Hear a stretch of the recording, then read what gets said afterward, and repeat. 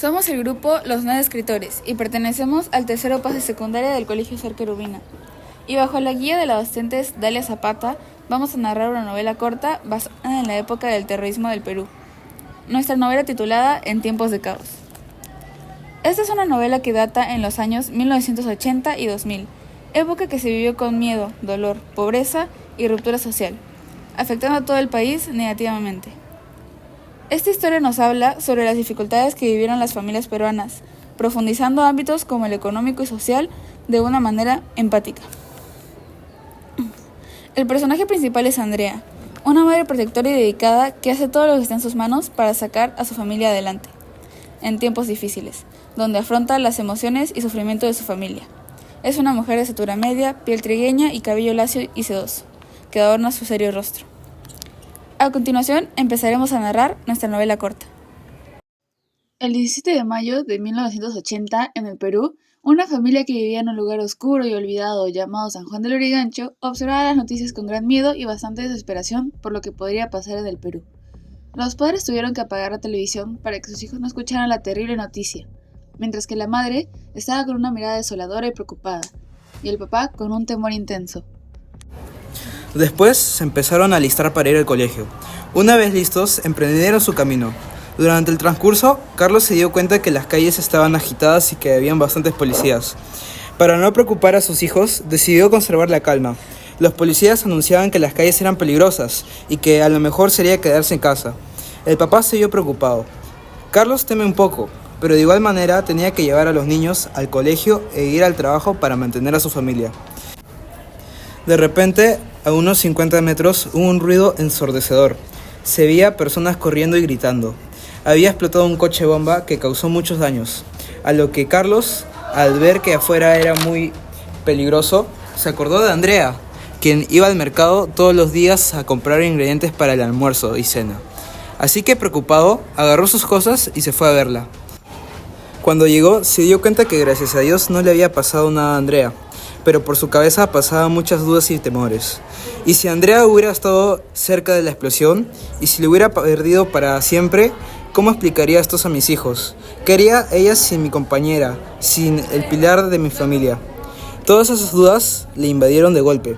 Sentía un nudo en el estómago, mezcla de alivio de ver a Andrea con vida y angustia por todo lo que podría haber pasado. Pero lo que no se imaginaba era lo que sucedería en el colegio de sus hijos. A continuación, Maffer nos narrará lo que sucedió. Capítulo 2. Los traumas de los hijos. Eran las 8 de la mañana en mi colegio. Era justo la hora de matemática, mi curso favorito. De repente, a lo lejos, se escuchaban gritos muy fuertes en la calle, pero no sabía por qué eran. Mi profesor nos trató de calmar y me dio la curiosidad de ver a la ventana. Entonces lo vi, un coche abandonado en medio de la calle, rodeado de gente que comenzaba a alejarse con miedo en sus ojos. Sentí un escalofrío recorriendo mi cuerpo. Algo no estaba bien. El ambiente se volvió denso, como si el aire pesara más. Y de pronto, una explosión ensordecedora sacudió todo el salón. El suelo tembló y los vidrios estallaban en 1000 pedazos, y una nube de polvo cubrió todo. Era un caos total.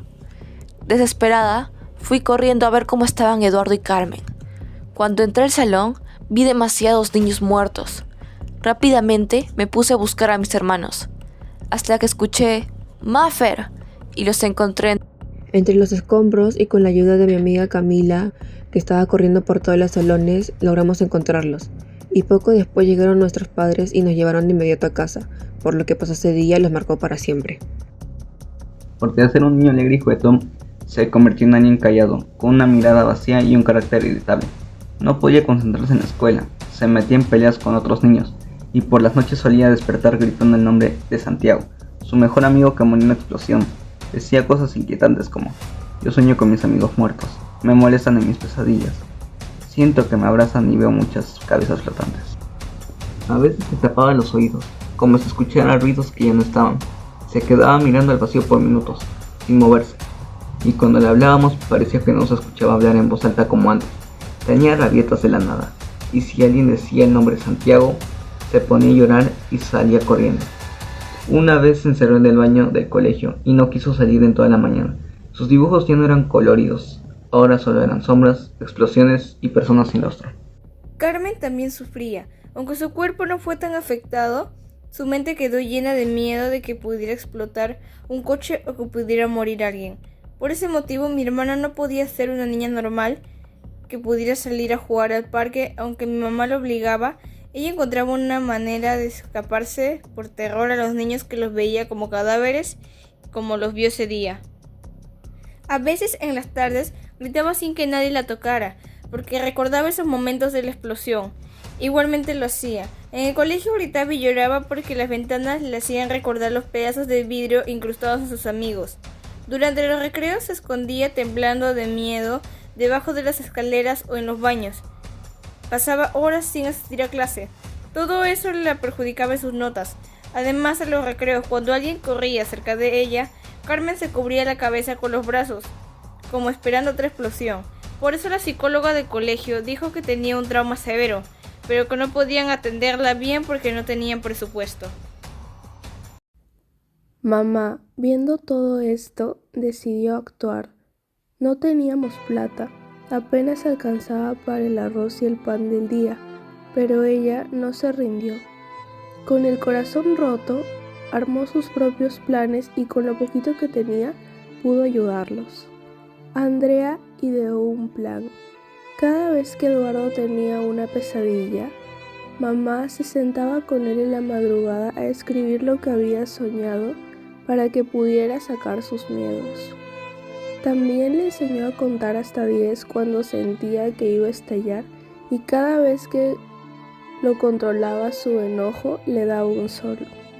Todos los días antes de ir al colegio la abrazaba fuerte y le decía: si te asustas, respira, yo estoy contigo aunque no me veas. Una vez por semana, mi mamá hablaba con la profesora y le pedía que lo deje sentarse junto a la ventana porque el encierro lo angustiaba y lo estresaba. En casa, mamá le hizo un rincón con una caja de cartón donde Eduardo metía papelitos con palabras tristes para que no pudiera recordarlas nunca más. También le dio una vieja radio con la que escuchaban juntos música suave para que Eduardo se relajara. Andrea tuvo que hacer un plan de instinto, porque sabía que a Carmen no podía obligarla a hablar, entonces tuvo que comenzar con lo más simple. Todos los días, después del colegio, mamá se sentaba con Carmen en la cama sin decir nada, solo estaba con ella. A veces pasaban media hora entera en silencio, hasta que a Carmen respiraba más tranquila. Además, mamá le regaló una cajuela forrada con papel periódico que llamó la caja de los recuerdos buenos. En la caja, Carmen debía de guardar cualquier cosa que le hiciera sentir un poco feliz. Aunque al principio no ponía nada, pero poco a poco fue poniendo cosas como un sol, una piedra, un dibujo y muchas cosas. Y así se le fue notando su sonrisa cada vez que veía su cajita. En el colegio, mamá tuvo una reunión con la profesora. Le pidió que no la obligara a participar, que no la regañara si no hablaba y le pidió que la dejara sentarse junto a la puerta por si necesitaba salir. Con todo esto, mis hermanos pudieron mejorar poco a poco. Eduardo ya no se pelea, ya no gritaba en las noches y pudo superar sus miedos igualmente con Carmen. Ya podía hablar más frecuente. No gritaba y tampoco lloraba, todo gracias a mi mamá. Sufría con los problemas económicos que nos perjudicaba cada vez más, pero papá y mamá pudieron resolver el problema. Mientras tanto, la familia Quispe intentaba mantenerse con el poco dinero que tenía, ya que los precios aumentaban cada vez más. El padre se preocupaba de no poder pagar la renta de la casa a fin de mes, y la madre de no poder contar con insumos suficientes para alimentar a su familia. Llegó un momento en el cual los hijos dejaron de asistir al colegio, porque Andrea y Carlos se habían dado cuenta de que desde que explotó el coche bomba, ya no había tanta seguridad en la zona de la escuela, por lo que los padres decidieron que los hijos ya no asistirían más a clases hasta que se mejorara la situación. A medida que pasaban los días, la situación empeoraba para Andrea ya que la hiperinflación hacía que los precios subieran de manera exagerada. Esta hiperinflación había llegado como consecuencia de una mala gestión económica por parte del gobierno, que comenzó a imprimir más dinero sin respaldo con la esperanza de cubrir sus deudas y gastos públicos. Sin embargo, al haber más billetes en circulación y menos productos disponibles por la crisis, el valor del dinero cayó rápidamente y todo se volvió cada vez más caro. La familia Quispe fue notando la llegada de la hiperinflación cuando lo que antes compraban para una semana ahora solo alcanzaba para 2 días. El pan, que solía costar unas pocas monedas, duplicaba su precio de un día para otro. El aceite, el arroz y los huevos se volvieron casi un lujo.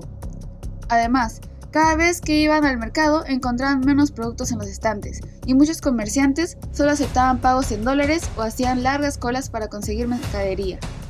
Sentían que, aunque guardaran el dinero, este perdía el valor de la noche a la mañana. Así, Andrea no tenía mucha variedad ni cantidad para cocinar. Por su parte, Carlos también sufría las consecuencias, ya que su sueldo no alcanzaba para casi nada, aunque trabajaba largas horas. Además, no podía ayudar a Andrea llevando dinero suficiente para los insumos. A pesar del cansancio, ambos intentaban sacar adelante a su familia, esperando que tarde o temprano las cosas mejoraran.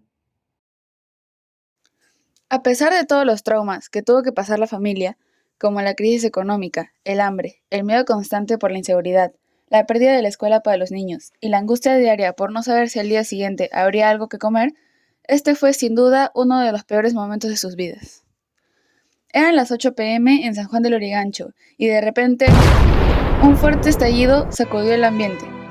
Las luces de todo el distrito se apagaron. Ese sonido provenía de la caída de una torre de alta tensión, lo que dejó a todos en completa oscuridad.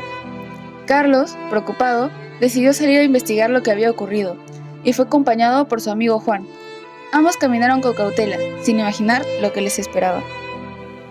A medida que avanzaban, observaban varias camionetas estacionadas y sujetos armados vigilando la zona. De pronto, algunos de ellos notaron su presencia y asumieron que se trataba de integrantes de un grupo rival con el que habían tenido enfrentamientos previos. Sin darles tiempo a reaccionar, los interceptaron, los golpearon fuertemente hasta dejarlos inconscientes y los llevaron a una casa alejada, fuera del alcance de cualquier ayuda. Horas después, Carlos y Juan despertaban atados de manos, confundidos y desorientados, sin saber en qué lugar se encontraban. En ese instante, los terroristas comenzaron a interrogarlos, exigiendo saber dónde se escondía su supuesta pandilla. Al no tener respuestas claras, comenzaron a golpearlos brutalmente, usando violencia física para presionarlos. Carlos, lleno de miedo, solo podía pensar en su familia y en qué sería de ellos si no lograba volver a casa. Después de varios minutos de tortura, uno de los terroristas perdió la paciencia ante las respuestas que consideraba evasivas y sin pensarlo, apuntó con su arma a los 2 jóvenes. Carlos cerró los ojos y en ese instante su mente se llenó de recuerdos. Momentos felices, tristes, risas, abrazos con su esposa y sus hijos. No tuvo tiempo ni de suplicar por su vida, porque el disparo ya había salido. La bala atravesó su cabeza, dejando un rastro de sangre en la habitación y un silencio estremecedor. Carlos se había ido para siempre. Mientras tanto, Andrea estaba cada vez más angustiada por la tardanza de su esposo. Los niños no dejaban de preguntar: ¿dónde está papá? Andrea, tratando de tranquilizarlos, solo alcanzó a decirles que ya iba a llegar. Al día siguiente, la policía tocó en la puerta de la casa de los Quispe. Informaron que habían hallado un cuerpo en las afueras del distrito y estaban tratando de identificarlo. Andrea, a ver la fotografía que le mostraron. Se quebró por completo, cayendo de rodillas al suelo. Carmen y Eduardo la miraban sin comprender del todo, mientras que Maffer se quedó paralizada, conteniendo las lágrimas como podía. A pesar del profundo dolor, Andrea intentó mantenerse firme por sus hijos y por la memoria de Carlos. Sabía que tenía que ser fuerte para que su familia pudiera seguir adelante. Años más tarde, ya en la década del 2000, el terrorismo llegó a su fin y la familia Quispe logró reconstruir su vida. Maffer, Carmen y Eduardo terminaron la universidad, y Andrea consiguió un trabajo estable que les permitió sostener el hogar. A pesar de todo lo vivido, los recuerdos nunca desaparecieron. Aquella historia de dolor, valentía y lucha quedó grabada para siempre en sus corazones.